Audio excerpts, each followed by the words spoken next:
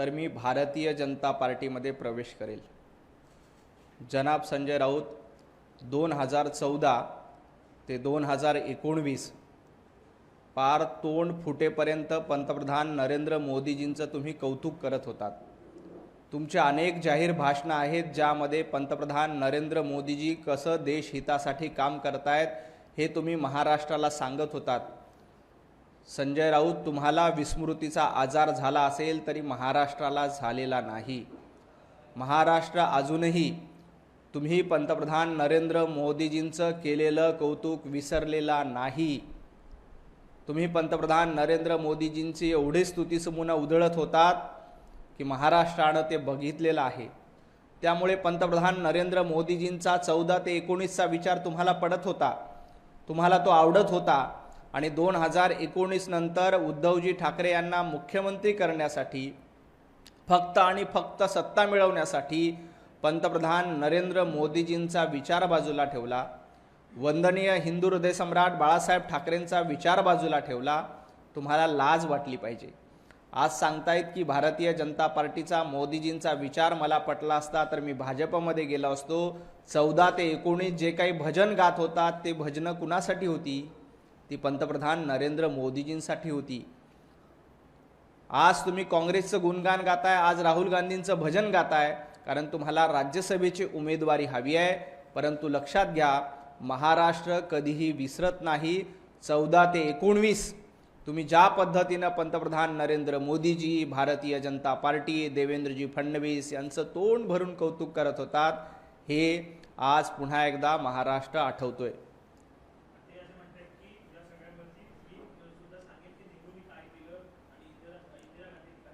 सध्या संजय राऊतांना एवढंच काम आहे। राहुल गांधींनी संजय राऊतांना एवढीच सुपारी दिली की इंदिरा गांधींनी काय केलं हे रोज न चुकता सांगायचं, राहुल गांधींनी काय केलं हे न चुकता रोज सांगायचं, राजीव गांधींनी काय केलं न चुकता सांगायचं, सोनिया गांधींनी काय केलं हे न चुकता सांगायचं। कारण गांधी घराण्याची गुलामी करण्याचं काम हे जनाब संजय राऊतांच्या माध्यमातून केलं जातंय। त्यामुळे पंतप्रधान नरेंद्र मोदीजींचं कौतुक ते करणार नाहीत, पंतप्रधान नरेंद्र मोदीजींनी घेतलेल्या चांगल्या निर्णयाचं स्वागत ते करणार नाहीत, परंतु नेहरू, इंदिरा गांधी, राहुल गांधी, सोनिया गांधी, राजीव गांधी, के.सी. वेणुगोपाल यांनी केलेल्या कामाचं मात्र सातत्यानं कौतुक करणार हा संजय राऊतांचा धंदा झालाय। कारण मालकाकडनं सुपारी घेतल्यानंतर सुपारी वाजवावीच लागते, म्हणून संजय राऊत रोज सकाळी 10 वाजता ती सुपारी वाजवतायत।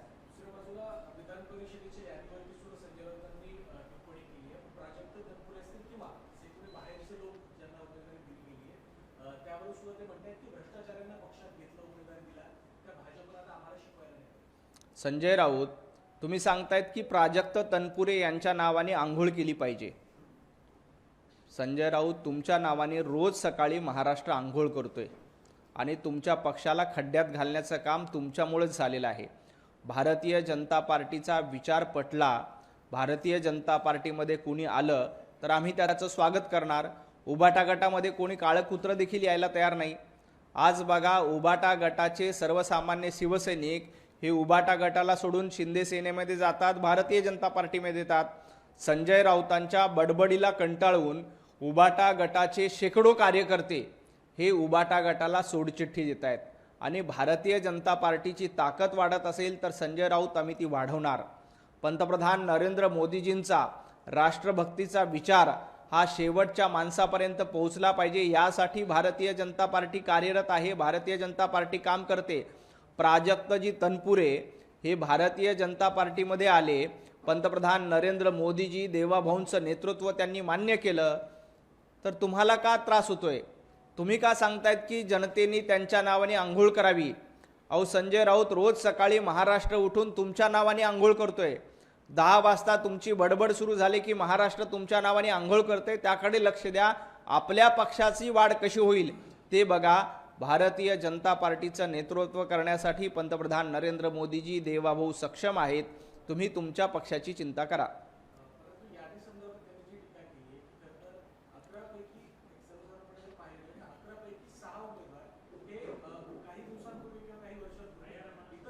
भाजपमध्ये आलेले त्यांना उमेदवारी दिली जाते, परंतु निष्ठावंतांना चहा वाटप करण्यासाठी संजय राऊत, तुम्ही उभाटा गटाचे निष्ठावंत आहात का? तुम्ही उभाटा गटामध्ये नेमकं कुठून आलात? तुम्ही सातत्यानं उद्धवजी ठाकरेंवर टीका करत होतात, तुम्ही बाळासाहेब ठाकरेंवर टीका करत होतात, तुम्ही प्रबोधनकार ठाकरेंवर टीका करत होतात, तुम्ही लोकप्रभा नावाच्या मासिकामध्ये कशा पद्धतीनं शिवसेनेवर, तत्कालीन शिवसेनेवर टीका करत होतात आणि त्याच्यानंतर तुम्ही शिवसेनेमध्ये आलात. त्यामुळं निष्ठावंताची व्याख्या ही संजय राऊतांनी महाराष्ट्राला सांगायची गरज नाही. हे संजय राऊत काय शिवसेनेचे उबाटा गटाचे मूळ पुरुष किंवा पुराण पुरुष नाही आहेत. संजय राऊत देखील उबाटा गटातले सगळ्यात मोठे आयाराम आहेत. त्यामुळं निष्ठावंताची व्याख्या संजय राऊतांनी महाराष्ट्राला सांगू नये. आणि भारतीय जनता पार्टी निष्ठावंतांना संधी देते. अरुण लखानी कोण आहेत?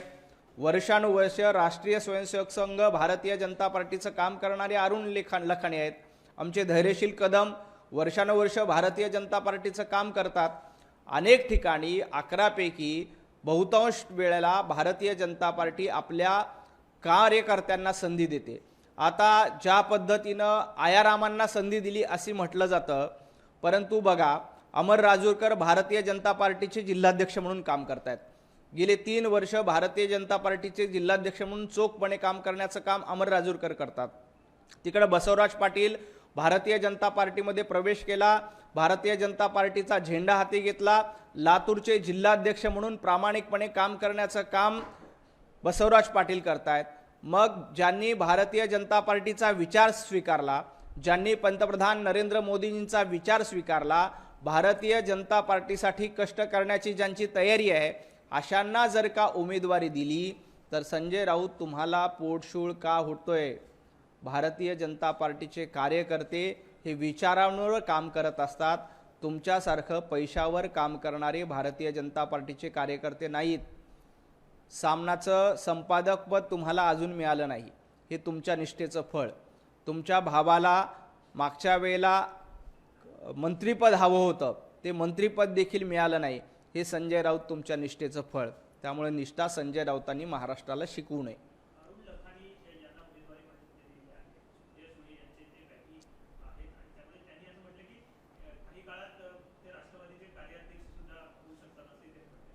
राष्ट्रवादीचे कार्याध्यक्ष कोण होणार मला माहीत नाही, परंतु येत्या काळामध्ये संजय राऊत हे काँग्रेसचे कार्याध्यक्ष होऊ शकतात.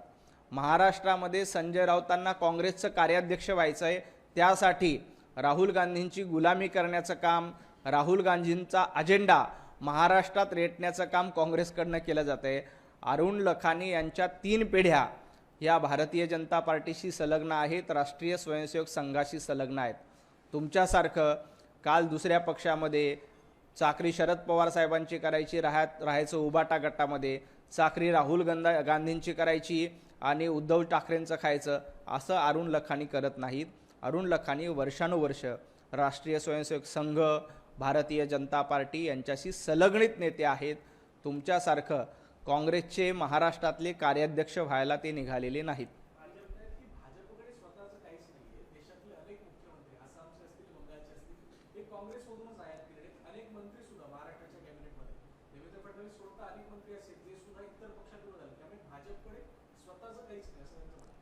भारतीय जनता पार्टीकडे स्वतःचे पंतप्रधान नरेंद्र मोदीजी आहेत.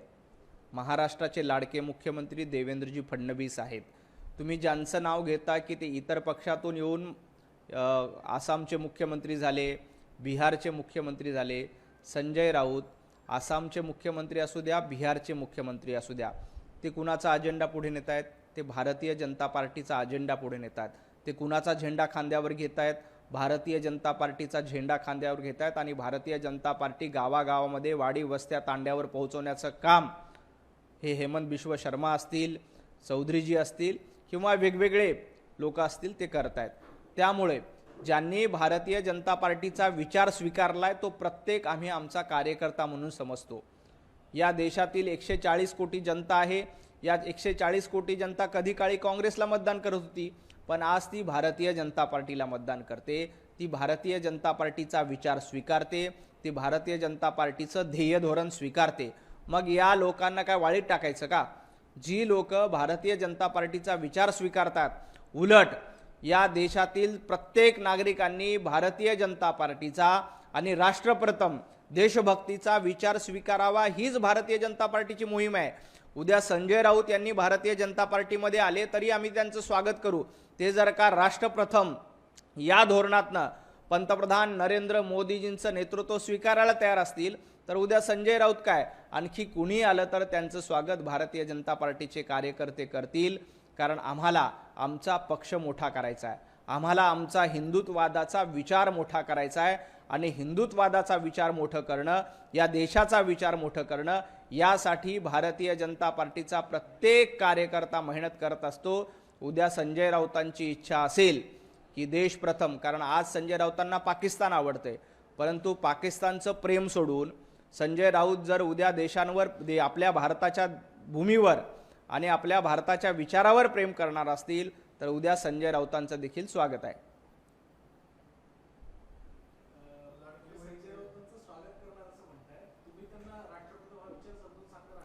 2014 ते 19 संजय राऊतांचा विचार राष्ट्रप्रथमच होता, परंतु सत्तेसाठी मुख्यमंत्री पदाच्या खुर्चीसाठी त्यांनी वंदनीय हिंदू हृदय सम्राट बाळासाहेब ठाकरेंचाही विचार सोडला, राष्ट्रप्रथम हा विचार देखील सोडला। येणाऱ्या काळामध्ये संजय राऊतांचं परिवर्तन होऊन पुन्हा एकदा 2019च्या पूर्वीचे संजय राऊत येणार असतील तर त्यांचं स्वागत असेल। परंतु अलीकडे संजय राऊत राहुल गांधींची चाकरी करण्यामध्ये, अर्बन नक्षल्यांची गुलामी करण्यामध्ये धन्यता मानतायत, त्यामुळे सध्या त्यांचा राष्ट्रप्रथम हा विचार नाही तर अर्बन नक्षल हा विचार आहे। अर्बन नक्षल विचार सोडून संजय राऊत येणार असतील तर त्यांचा विचार केला जाईल। नाही, संजय राऊतांचं प्रबोधन करण्या एवढे आम्ही मोठे नाही आहेत, परंतु संजय राऊतांची इच्छाच असेल तर रामभाऊ माळगी प्रबोधिनीमध्ये दर 8 दिवसाला वेगवेगळे शिबिर होत असतात, त्या शिबिरामध्ये संजय राऊतांना नक्की प्रवेश दिला जाईल। त्यांनी 2019 पूर्वी राष्ट्रभक्तीचे अनेक धडे महाराष्ट्राला दिलेत। 2019 पूर्वी हिंदुत्ववादावर प्रखर भाषणं संजय राऊतांनी अनेक केलेत। कदाचित त्यांना स्मृतिभ्रंश नावाचा आजार झाला असेल, त्यामुळे 2019 पूर्वीचं त्यांना काहीच आठवत नाही, सगळं काही आठवते 2019 नंतरचं। त्यांच्यावर जरा ट्रीटमेंट करण्याची गरज असेल तर त्या ट्रीटमेंटचा खर्च देखील राज्य सरकार करायला तयार आहे।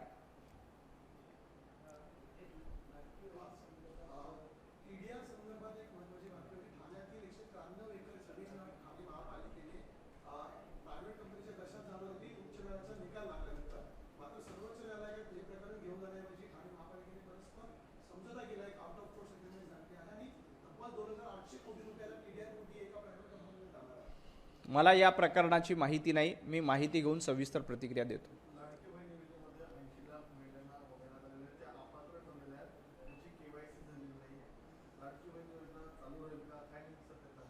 लाडक्या बहिणीवर कोण प्रश्नचिन्ह उपस्थित करते? ज्या काँग्रेसने लाडक्या बहिणीचे पैसे बंद झाले पाहिजे, लाडकी बहीण योजना बंद झाली पाहिजे म्हणून हायकोर्टामध्ये धाव घेतली, त्या पक्षाचे विजय वडेट्टीवार आज लाडक्या बहिणीबद्दल प्रश्नचिन्ह उपस्थित करतात।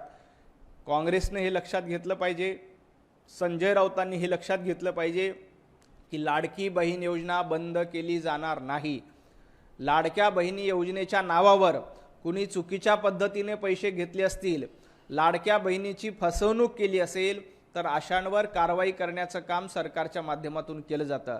परंतु ज्या खरंच लाडक्या बहिणी आहेत, ज्या प्रामाणिकपणे लाडक्या बहिणीच्या योजनेचे पैसे घेत आहेत, प्रामाणिकपणे ज्यांनी अर्ज केलेला आहे आणि ज्यांना या क्रायटेरियामध्ये जे बसतात, त्यांची योजना कुणीही बंद करणार नाही। उलट काँग्रेसनं ही योजना बंद करावी म्हणून कोर्टामध्ये धाव घेतली होती। संजय राऊत सातत्यानं लाडक्या बहिणीचा अपमान करतायत की ते म्हणत होते की 1,500 रुपये घेऊन तुम्ही लाडक्या बहिणींना विकत घेतायत। अशा पद्धतीनं लाडक्या बहिणीचा अपमान करण्याचं काम महाविकास आघाडी सरकारने केलंय। या लाडक्या बहिणी योजनेमध्ये काही चुकीचं असेल, काही चुकीचे घुसखोर लाडक्या बहिणीचे पैसे घेत असतील तर त्यांच्यावर निश्चितपणे कारवाई केली जाईल। परंतु कुठेही लाडकी बहीण योजना आम्ही बंद करणार नाही, आम्ही लाडक्या बहिणीच्या पाठीशी असलेले भाऊ आहोत।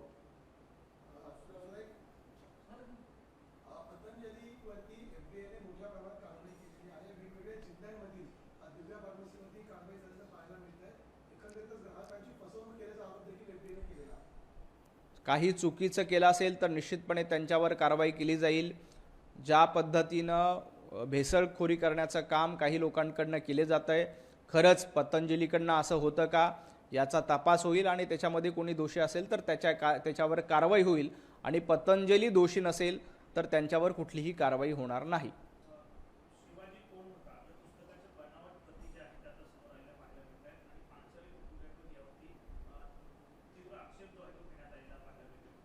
का सॉरी काय शिवाजी कोण होता या पुस्तकावर जो वाद झाला होता त्या पुस्तकाच्या बनावट प्रती आता अच्छा मार्केटमध्ये आल्या आणि यावर पानसरे कुटुंबियांनी रोहित पानसरे यांच्या कुटुंबियांनी आक्षेप घेतला. अशा पद्धतीनं पुस्तकाचं पायरसी करणं चुकीचं आहे. आपल्याकडे पायरसी विरोधात गंभीर कायदा आहे आणि बनावट प्रती तयार करून जर का कोणी घुसखोरी करण्याचा प्रयत्न करत असेल तर निश्चितपणे पायरसी अंतर्गत त्यांच्यावर कारवाई करण्यात येईल. वांद्र्याच्या गरीबनगरमध्ये जी तोडक कारवाई झाली त्याचा बदला घेण्यासाठी मुंबईतल्या पोलीस दलावरती आणि सुरक्षा यंत्रणांवरती हल्ला करण्याचा कट रचण्यात आला होता अशी माहिती दिल्ली पोलिसांच्या तपासातून समोर आली आहे आणि या कारवाईच्या संदर्भातले जे काही फुटेज आहे ते पाकिस्तानमधल्या हँडलर्सना पाठवण्यात आल्याचं सुद्धा समोर आलं. ज्या पद्धतीनं बांगलादेशी घुसखोरांवर कारवाई केली त्यानंतर तुम्ही आठवा कशा पद्धतीनं महाविकास आघाडीचे लोक ऊर बडवत होते आणि रुदाली गात होते. आज बघा मुंबईमध्ये कारवाई झाल्यानंतर लगेच पाकिस्तान कशा पद्धतीनं भूमिका घेतं, दहशतवादी कशा पद्धतीनं भूमिका घेतात. परंतु एक लक्षात घ्या, या देशामध्ये भारतीय जनता पार्टीचं सरकार आहे, पंतप्रधान नरेंद्र मोदीजींचं नेतृत्व आहे, राज्यामध्ये देवेंद्रजी फडणवीस साहेबांचं नेतृत्व आहे. त्यामुळे कितीही दहशतवाद्यांनी आमच्याकडे वाकड्या नजरेनं बघायची हिंमत केली तरी त्यांना जेरबंद करण्याची धमक आपल्या पोलीस यंत्रणांमध्ये आहे, तपास यंत्रणांमध्ये आहे. गरीब नगरमध्ये कारवाई केली म्हणून जर का मुंबईमध्ये बॉम्बस्फोटाचा कट रचण्याचा प्रयत्न केला तर त्यांना बेड्या घालण्याचं काम हे सरकारनं केलं आहे. यापुढे देखील कुणीही भारत देशाकडे वाकड्या नजरेनं बघू शकत नाही, कारण आपले पोलीस यंत्रणा सक्षम आहेत, आपल्या तपास यंत्रणा सक्षम आहेत. त्याचमुळे अशा पद्धतीचं षडयंत्र उखडून काढण्याचं काम हे तपास यंत्रणांनी केलं आहे आणि याही पुढे आम्ही करत राहू.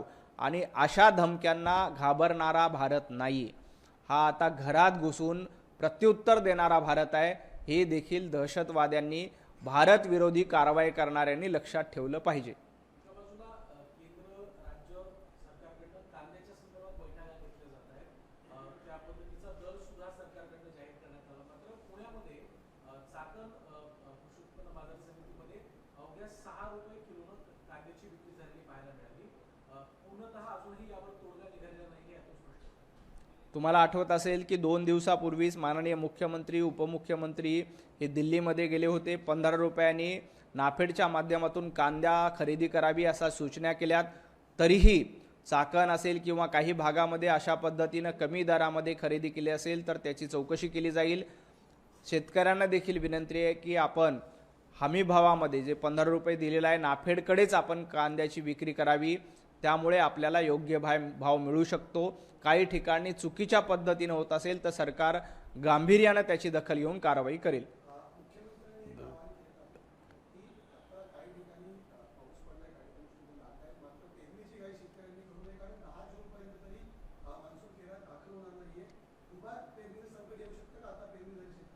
निश्चितपणे सरकारने आव्हान केलं आहे की अल्निनोचा फटका देखील यावेळेला बसणार आहे. मान्सून अद्यापपर्यंत केरळमध्ये दाखल झालेला नाही. आता जो काही भागामध्ये पाऊस झाला आहे तो अवकाळी पाऊस आहे. या पावसाच्या भरोश्यावर शेतकऱ्यांनी आता पेरणी करू नये. सरकारच्या वतीनं कृषी विभागाच्या वतीनेही तसं आव्हान केलं आहे, कारण आत्ता पेरणी केली तर आपल्याला पुन्हा एकदा दुबार पेरणीचं संकट शेतकऱ्यांवर ओढावू शकतं. त्यामुळे जोपर्यंत हवामान खातं सरकार मान्सून दाखल झाल्याची घोषणा करत नाही तोपर्यंत शेतकऱ्यांनी पेरणीची घाई करू नये असं आपल्या माध्यमातून शेतकऱ्यांना देखील नम्र आव्हान आहे. खूप खूप धन्यवाद. शेवटचा प्रश्न, विजय वडेट्टीवारांनी विधान परिषदेची यादीवरती खोचक टिप्पणी केली आहे.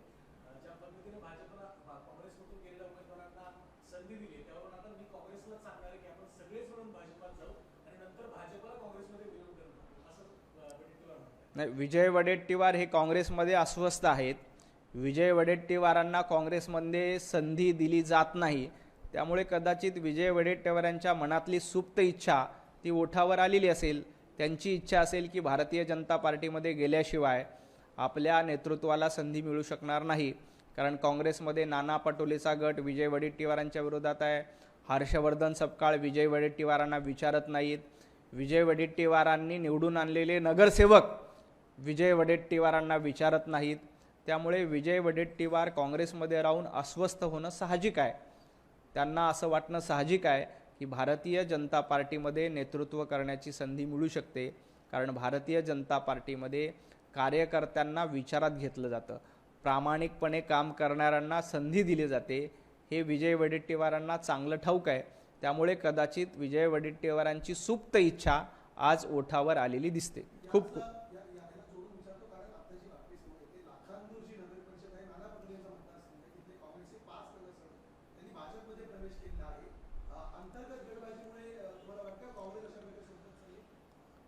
विजय वडेट्टीवारांना ज्या पद्धतीनं राहुल गांधींचं नेतृत्व मान्य नाही, तसंच काँग्रेसच्या नगरसेवकांना देखील इथलं हर्षवर्धन सपकाळांचं नेतृत्व मान्य नाही. हर्षवर्धन सपकाळांची भाषा बघा, कशा पद्धतीनं वायफळ बडबड, मूर्खांसारखी बडबड हर्षवर्धन सपकाळ सातत्यानं करत असतात. अशा मूर्खांच्या बडबडीला कुठला नगरसेवक ऐकेल? या मूर्खांची बडबड बघूनच काँग्रेसचे शेकडो कार्यकर्ते त्यांना सोडचिठ्ठी देत आहेत. आणि यामध्ये काही नगरसेवक भारतीय जनता पार्टीला पाठिंबा देत असतील तर आम्ही त्यांचं स्वागत करू. कारण शेवटी ते जनतेचे प्रतिनिधी आहेत आणि जनतेचे प्रतिनिधी जर भारतीय जनता पार्टीच्या सोबत येत असतील, त्यांना भारतीय जनता पार्टीची ध्येय धोरणे मान्य असतील तर आम्ही त्यांचं स्वागत करायला तयार आहोत. खूप खूप धन्यवाद.